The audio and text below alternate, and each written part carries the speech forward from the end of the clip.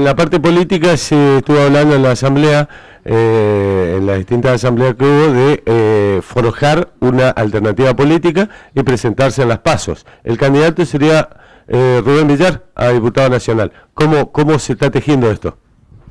Bueno, eso es lo que lo venimos hablando ya hace vieja data, y ahí la dirigencia, ¿no es cierto?, los compañeros que están incluidos en los consorcios, están exigiendo, ¿no es cierto?, de crear una línea política.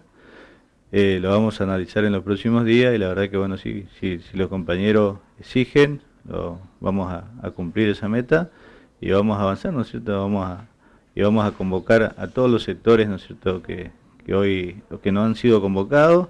Nosotros vamos a convocar a todos porque entendemos que esto tiene que ser una unión entre el campo y la ciudad, porque esto es algo que nos une, ¿no es cierto?, porque si hablamos de producción, la producción desde la agricultura familiar viene, ¿no es cierto?, a beneficiar, ¿no es cierto?, al consumidor del pueblo. Entonces nosotros también en ese lapso político vamos a convocar a todas las partes, ¿no es cierto?, para crear un gran proyecto.